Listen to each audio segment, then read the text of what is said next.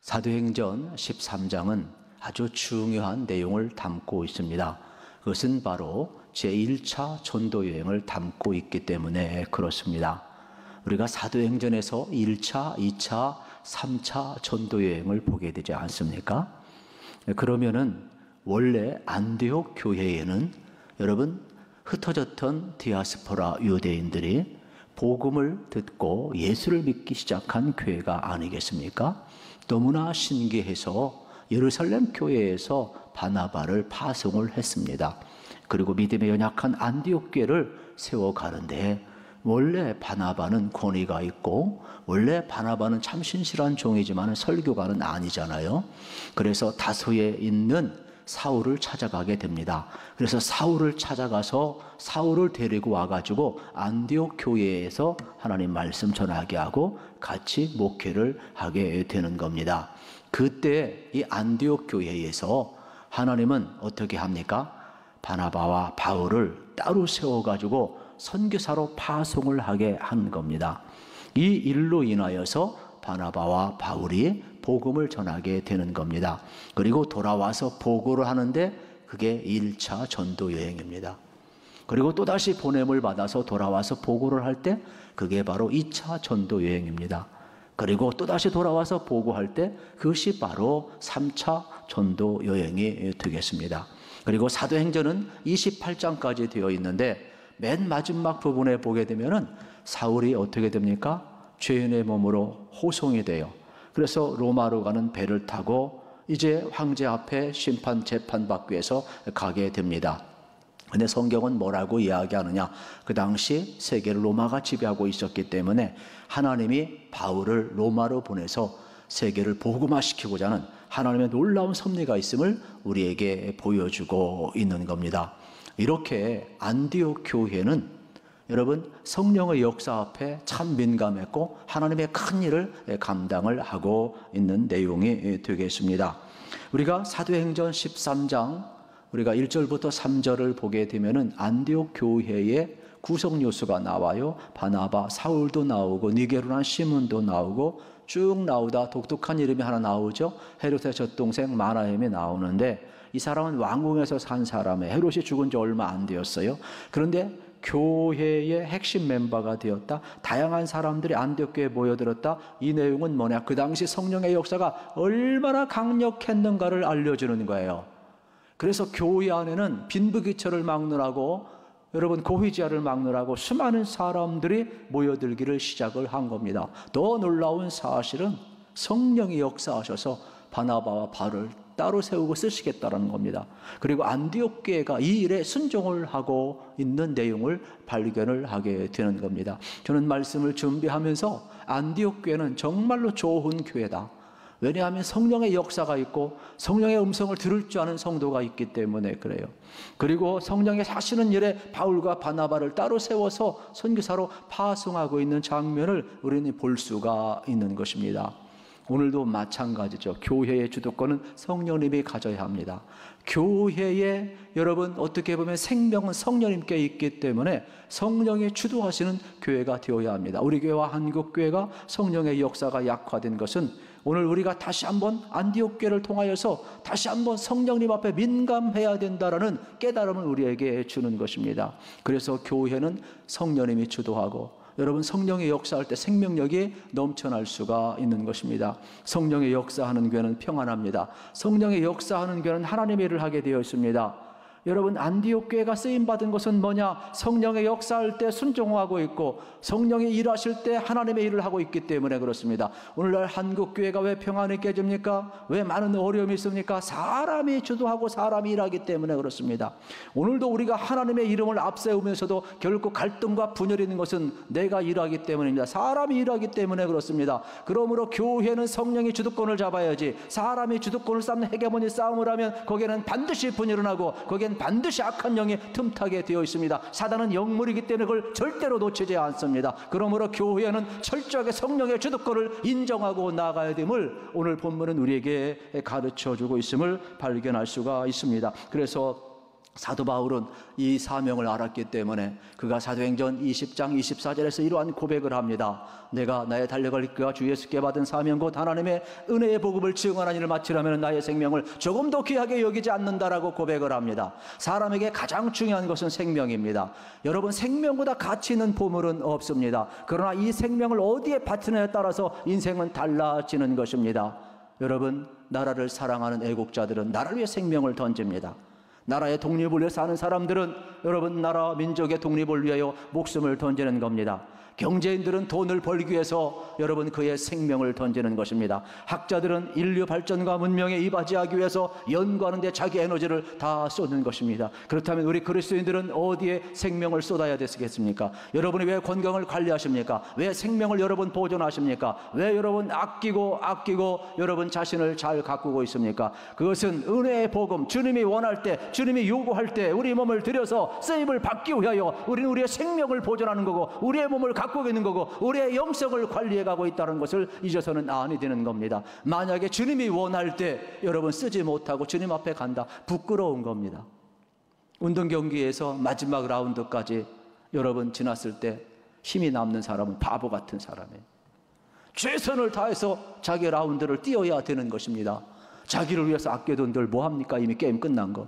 주님 앞에 갔을 때에 여러분 우리의 생명, 우리의 에너지 전부 다 쓰고 복음을 위해서 살다가 가야 되지.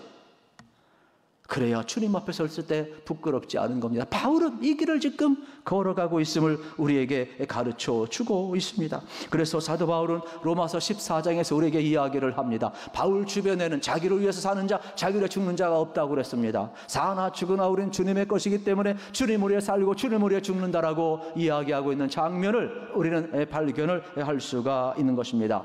그래서 사도행전 13장 4절부터 4장까지는 제1차 전도 여행에 기록되어 있음을 우리는 확인을 하게 됩니다. 여기에는 큰 두 가지 사건이 있습니다.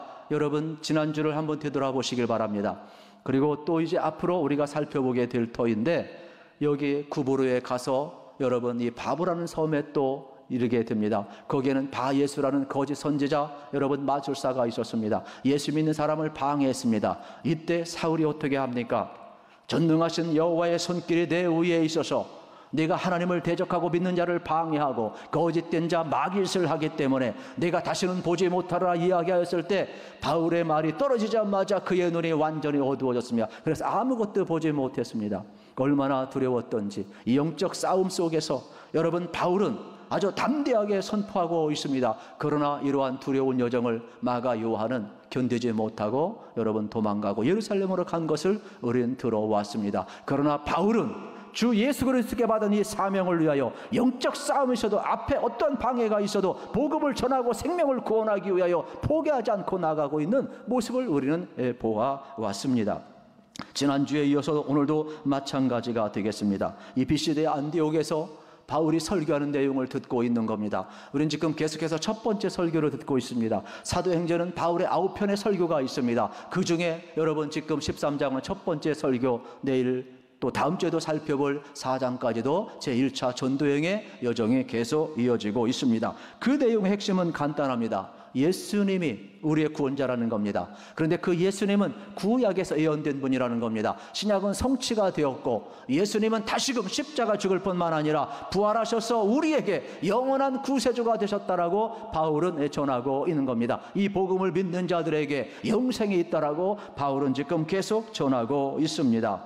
그래서 먼저 32절 37절에 보면 바울은 여러분 구약의 예언의 성취가 바로 예수 그리스도의 부활임을 이야기를 하는 겁니다. 바울의 복음은 십자가와 부활인데 오늘 본문의 이 파트는 특별히 부활을 강조하는 그러한 내용이 되겠습니다. 실질적으로 32절에 보아도 우리도 조상들에게 주신 약속을 너희에게 전파한다. 그냥 밑도 끝도 없이 복음을 전하는 것이 아니라 여러분 조상들에게 준 약속, 구약의 언약의 말씀, 메시아에 대한 약속의 말씀을 지금 바울이 전파하고 있는 것입니다. 누가복음 24장 특별히 여러분 25절 27절에서 우리 주님이 이렇게 이야기를 합니다. 이르시되 미련하고 선지자들이 말한 모든 것을 마음에 더디 믿는 자들이요 그리스도가 이런 고난을 받고 자기 영광에 들어갈 것이 아니냐 하시고 이에 모세와 모든 선자의 글로 시작하여 모든 성경에 쓴 바 자기에 관한 것을 자세히 설명하시니라 그랬어요. 여러분, 예수님이 선자의 글을 인용하면서 예수님이 와서 고난받고 다시금 살아날 것을 증언했지만 더디 믿는 자들, 그러나 여러분, 이 모든 것이 바로 예수님에 대한 것임을 가르쳐 주었습니다. 그런데 놀라운 일 하나의 반전이 벌어집니다. 그것은 바로 뭐냐, 누가복음 24장 32절에 보게 되면은 제자들의 반응이 이렇게 나옵니다. 그때 그들이 서로 말하되 길에서 우리에게 말씀하시고 우리에게 성경을 풀어주실 때 우리 속에 마음이 뜨겁지 아니하시더냐 하고 말씀을 하고 있습니다. 냉랭했던 이 두 제자가 방금 옆에서 부활하신 주님이 나타나서 말씀을 풀어주었을 때에 더디 믿었던 것이 믿어지기 시작합니다. 마음이 뜨거워지기 시작합니다. 이거 예수님에 대한 말씀 아니냐, 이거 부활하신 주님의 음성 아니냐. 그들의 마음이 뜨거워지고 말씀에 확신이 있으니까 옆에서 말씀하신 분이 주님인 줄 알았습니다. 눈을 뜨고 좌우를 보았지만 이미 주님은 없습니다. 그래서 이들은 확신을 가지고 부활하신 주님이 우리에게 오셨구나, 정말로 우리가 더디 믿었던 그것이 확실히 예수님이 오셨고 정말 우리는 십자가에 못 박힌 것까지 봤는데 주님이 부활하셔 우리 가운데 왔구나, 말씀이 이루어졌구나, 구약성경이 성취가 되었구나. 그래서 확신을 가지고 예루살렘을 향하여 올라가고 그의 생애를 여러분 예수를 증언하는 데 바치지 않습니까? 오늘 우리도 마찬가지입니다. 우리도 세상에 절망할 수 있습니다. 좌절할 수 있습니다. 우리도 믿지 않을 수 있습니다. 그러나 하나님의 말씀이 들릴 때, 성령이 역사할 때 우리는 확실히 믿어야 합니다. 우리 마음이 뜨거워져야 합니다. 하나님의 말씀을 붙들면서 우리 마음속에 열정이 없고 뜨거움이 없다면 어느 누구도 말할 수가 없는 겁니다. 여러분, 설교도 마찬가지예요. 설교 원고 있다고 되는 거 아닙니다. 준비한다고 되는 거 아닙니다. 말씀에 확신이 없으면, 열정이 없으면 선포할 수가 없습니다. 생명이 운반될 수가 없습니다. 제들쳐도 나올 수도 없습니다. 여러분의 삶도 마찬가지입니다. 하나님의 말씀이 확정이 되어질 때, 여러분 속에 믿어질 때, 생명의 말씀이 될 때 이 말씀대로 살고 이 말씀대로 선포할 수가 있는 것입니다. 제자들은 이렇게 말씀을 통하여 뜨거움을 경험했습니다. 오늘 설교를 듣는 우리 모든 교우들도 가정에서 비록 영상을 본다 할지라도 이 말씀을 통해서 여러분의 속에 다시 한번 하나님의 말씀이 믿어지고 마음이 뜨거워지고 말씀이 확신이 있고 말씀대로 이루어지는 귀한 은혜가 꼭 부어지기를 우리 주님의 이름으로 축복합니다. 이 은혜를 우리는 반드시 누려야 되겠습니다. 특별히 말씀을 통해 일어난 사람을 여러분의 안에 소개하고자 합니다. 1985년 5월 미국 콜롬비아 대학의 졸업식에 한 사람이 눈물을 흘리며 참석을 했습니다. 이 사람은 나이가 50세였습니다. 전재경 박사가 되는데 이 전재경 박사는 동양인이었고 그 당시 유일하게 맹인이었습니다. 그 졸업식장이 얼마나 감격스러웠겠습니까? 그는 처음부터 맹인이 아닙니다. 공주 부여 옆에 이제 부여에서 태어났는데 7남매 가운데 그는 이제 6번째 자녀로 태어났습니다. 그런데 7살 때 그 당시 유행했던 안질에 걸려가지고 눈이 멀게 된 겁니다. 처음부터 맹인된 사람보다는 중도 실명자가 더 절망이 크다고 이야기를 합니다. 너무나 절망을 했지만은 또 살아야 되니까 또 한국도 맹인학교에 다녀서 그가 이제 공부를 하기 시작을 합니다. 모든 어려운 과정을 잘 극복하면서 또 이제 우리 교회 앞에 있는 건대에 또 진학을 하게 됩니다. 역사지리학과에 또 진학을 해서 공부를 하고 또 다 마치게 됩니다. 그리고 미국 어학연수 1년 과정 기회를 얻어서 가서 거기에서 20년간 공부를 하며 이 콜롬비아 대학에 진학을 하게 됩니다. 뉴욕의 그 지하철거리 보지도 못하면서 3번씩 지하철을 갈아타면서 또 책을 보려면 어떻게 돼요? 여러분, 맹인들만 볼 수 있는 점자 그 전용 도서관을 가야 하니까 그걸 20년간 왔다 갔다 하면서 공부했다고 합니다. 그러한 과정 속에 여러분, 이 에드나라는 여자를 만나서 좋은 신앙인을 만나서 그 가정도 이루고 또 공부도 할 수 있고 인간 승리할 수가 있었습니다. 그러면서 그는 하나님의 말씀을 그가 붙들고 소개를 하고 있는데 에베소 2장 10절을 소개해요. 자기가 오늘까지 살아올 수 있었던 것은 이 말씀을 통해 나를 살리시고 내게 능력을 주시고 나를 붙드시는 하나님이 계셨다라는 거예요. 우리 같이 합독했으면 좋겠어요. 우리는 그가 만드신 바라 그리스도 예수 안에서 선한 일을 위하여 지으심을 받은 자니 이 일은 하나님이 전에 예비하사 우리로 그 가운데서 행하게 하려 하심이니라. 아멘. 하나님이 우리를 만드셨다. 하나님이 선한 일을 나를 지으셨다라는 거예요. 그러므로 자기 환경에 좌절하지 아니하고 하나님이 나를 선하게 쓸 것을 믿고 그는 다시금 일어나서 인간 승리를 하게 된 겁니다. 하나님의 말씀은요 우리를 일으키는, 우리를 살리는 능력이 있어요. 하나님의 말씀 앞에서 여러분 붙들려서 여러분의 삶에 말씀이 이루어지는 능력 있는 삶이 꼭 이루어지기를 우리 주님의 이름으로 간절히 바라는 것입니다. 특별히 바울은 이러한 확신을 가지고 지금 복음을 전하고 있는 거예요. 그래서 말씀 앞에 붙들려서 이 말씀을 가지고 말씀을 풀어주면서 회당에서 유대인들에게 복음의 대상을 정확히 알고 전도하고 있는 거예요. 이때 38절에서 마지막 절까지 확신에 찬 내용이 나오는데, 먼저 38절 39절을 함께 읽겠습니다. 그러므로 형제들아, 너희가 알 것은 이 사람을 힘입어 죄사함을 전하는 이것이며, 또 모세의 율법으로 너희가 의롭다 하심을 얻지 못하던 모든 일에도 이 사람을 힘입어 믿는 자마다 의롭다 하심을 얻는 이것이라 말씀을 하고 있습니다. 바울이 전하는 것은 무엇입니까? 율법의 행위로 구원을 얻을 수 없다라는 겁니다. 인간의 의로 구원을 얻을 수 없다라는 겁니다. 구원은 하나님의 은혜라는 겁니다. 그러므로 하나님께서 예수님을 보내서 십자가에서 인류의 모든 죄를 다 지게 하시고 피 흘려 죽게 하셨는데, 그 예수의 피를 믿는 자마다 죄사함 받고 믿음으로 말미암아 의롭게 되고 구원받는다라고 이야기하고 있음을 우리에게 가르쳐주고 있는 내용이 오늘 본문입니다. 그러므로 믿음으로 말미암아 구원받는 이 십자가의 복음을 바울은 전하고 있음을 발견하게 되는 겁니다. 그렇습니다. 죄사함 받고 의로움 받는 것은 오직 예수 그리스도의 은혜 아래, 그 이름 안에 있음을 우리는 발견을 할 수가 있습니다. 그래서 로마서 3장 23절 24절에서도 바울은 이렇게 고백을 합니다. 모든 사람이 죄를 범하였음에 하나님의 영광에 이르지 못하더니 그리스도 예수 안에 있는 성령으로 말미암아 하나님의 은혜로 값없이 의롭다 하심을 얻는 자 되었느니라 말씀합니다. 또다시 여러분 로마서 3장 28절에 보면, 그러므로 사람이 의롭다 하심을 얻는 것은 율법의 행위에 있지 않고 믿음으로 되는 줄 우리가 인정하노라 그랬습니다. 그러니까 하나님이신 선물은 믿음으로 받을 때 여러분 우리가 의로워지고 우리가 구원받는다라고 이야기를 하는 겁니다. 구원은 하나님의 선물입니다. 구원은 하나님이 하시는 일인 겁니다. 죄의 문제는 인간이 해결할 수 있는 문제가 아니에요.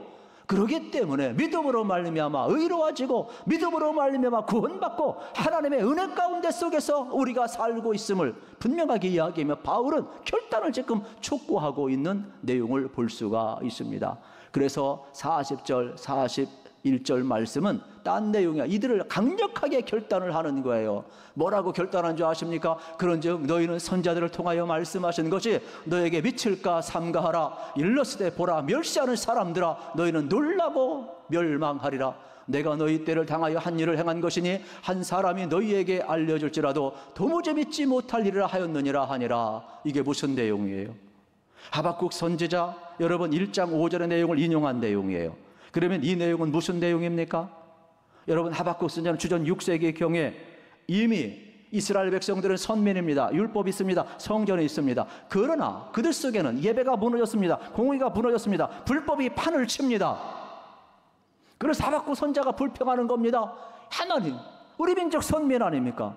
우리 성전에서 예배드리는 백성 아닙니까? 그런데 공의가 무너지고 정의가 무너지고 우리의 삶은 불법이 판을 치고 있습니다. 도대체 하나님은 어디 계신 것입니까?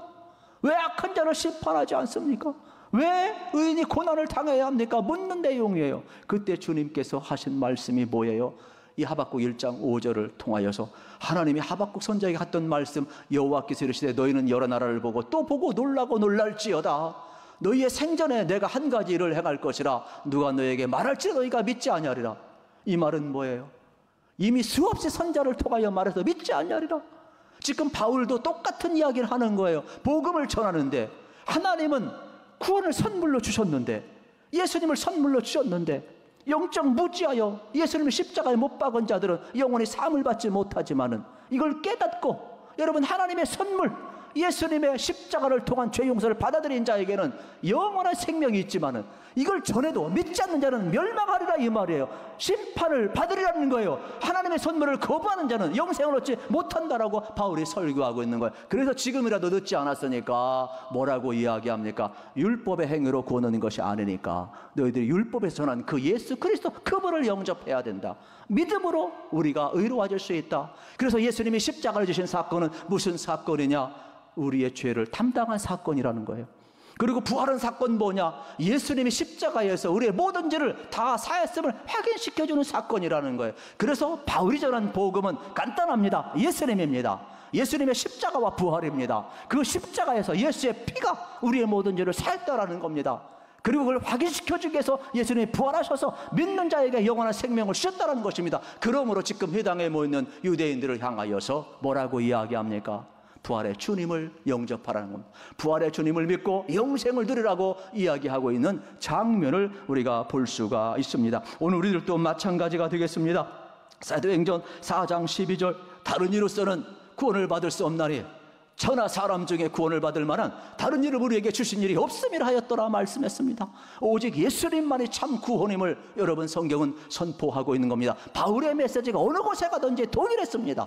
예수 그리스도의 십자가와 부활이었습니다. 오늘 우리도 또 마찬가지입니다. 예수의 이름에 구원이 있고 예수의 십자가에 우리의 모든 죄가 씻었음을 우리는 믿어야 합니다. 부활신앙이라는 것은 뭐냐? 이걸 확인시켜 주는 겁니다. 그래서 여러분들이 이 땅을 살아가면서 여러분 우리는 어떻게 돼요? 하나님의 은혜로 구원받아 하나님의 선물을 받은 거예요. 믿음으로 산다는 것은 죄책감을 가지고 사는 것이 아닙니다. 회개했으면 우리 집의 용서를 받아들여야 됩니다. 그래서 죄에서 벗어나야 됩니다. 자유하셔야만 합니다. 그래서 이 은혜의 이 기쁨 복음의 능력을 살면서 이 복음을 전하는 것이 오늘 우리의 삶이 되어야 된다는 사실을 바울은 가르쳐주고 있습니다. 이 일을 위해서 자기는 믿는 거예요. 이 일을 전하며 사는 거예요. 그리고 하나님 부르시면 가는 거예요. 그래서 바울은 일생 동안 여러분 복음에 매여 살아갔습니다. 오늘 우리 또 십자가를 믿어야 됩니다. 부활의 능력으로 확인하시면서 우리는 죄사함에서 벗어남을 확신해야 됩니다. 우리는 의로하심을 믿어야 됩니다. 우리는 믿음으로 구원받음을 확신해야 됩니다. 그래서 우리는 이 안에서 살며 복음의 능력 가운데 살며 이 복음을 전하면서 이 복음의 기쁨 가운데 우리가 누리고 살아야 되는 것을 여러분 알으셔야 돼요. 그래서 저도 그렇고 여러분도 그렇고 여러분 복음의 능력을 사시기를 축복합니다. 그래서 여러분이 먼저 행복했으면 좋겠어요. 여러분이 이 복음의 기쁨을 누렸으면 좋겠어요. 그래서 여러분들이 십자가 속의 죄사함과 부활 속에 이걸 확인시켜주는 놀라운 능력이 있고 이제 여러분 속에는 영적 권세가 있어서 예수 그리스도의 복음을 증언할 때 수많은 사람들이 주님 앞에 돌아오고 죄책감에서 벗어나고 구원받는 역사가 일어나게 될 것입니다. 이 일을 위하여서 저도 여러분을 불렀습니다. 물론 믿지 않는 자 있을 것입니다. 거부하는 자 있을 것입니다. 박해하는 자 있을 것입니다. 그럼에도 불구하고 바울은 끊임없이 이 길을 걸어가고 있습니다. 앞으로 2차, 3차 또 로마에서 순교하기까지 계속 여정을 살펴보게 될 겁니다. 우리의 여정은 이러한 여정입니다. 복음을 믿고 복음의 능력을 누리고 여러분들이 복음을 전하면서 하나님 부르시는 그날까지 우리 쓰임받다 갈 존재들입니다. 교회가 존재하는 이유도 성도가 존재하는 이유도 여기에 있음을 분명히 깨달으시고 여러분이 복음을 살아가는 귀한 은혜가 다시 한번 회복되기를 우리 주님의 이름으로 축복합니다.